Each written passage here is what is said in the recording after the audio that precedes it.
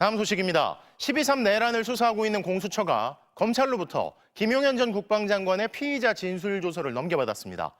내란죄 피의자 윤석열 대통령의 내란 우두머리 혐의를 더 철저히 밝힐 수 있게 된 건데요. 오늘 3차 출석 요구에도 응하지 않는 윤 대통령에 대해선 이제 공수처가 체포영장을 청구할 가능성이 커졌습니다. 유서영 기자입니다. 중국 CCTV 등 외신을 포함해 취재진 10여 명이 기다렸습니다. 하지만 출석을 요구한 오전 10시가 지났는데도 윤석열 대통령은 나타나지 않았습니다.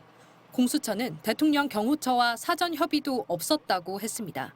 윤 대통령이 3차 출석 요구에도 응하지 않은 겁니다. 윤 대통령 측은 공수처의 변호인 선임계도 제출하지 않고 있습니다. 윤 대통령 변호인단 공보 담당인 윤갑근 변호사는 선임계를 내지 않는 건 이번 수사가 불법이라 대응할 가치가 없어서라고 주장했습니다. 수사기관이 중복적으로 출석을 요구하고 공수처의 내란죄 수사 권한이 없다는 점을 불법 수사의 이유로 들었습니다. 그런데 이런 문제가 해소된다고 해도 당장 출석하는 건 아니고 출석 여부를 결정할 수 있다고 했습니다. 사실상 앞으로도 자진 출석은 하지 않겠다는 뜻으로 읽힙니다. 윤 대통령 사건을 공수처가 넘겨받아 수사가 일원화됐는데도 윤 대통령 측이 같은 주장을 이어가고 있는 겁니다.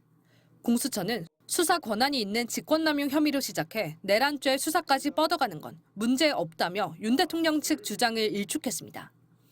공수처는 이를 적용해 내란 혐의를 받고 있는 문상호 전 정보사령관에 대한 구속영장도 발부받았습니다. 윤 대통령 측 논리를 법원도 인정하지 않는다는 겁니다. 공수처는 김용현 전 국방장관의 피의자 신문 조서도 어제 검찰로부터 넘겨받았습니다.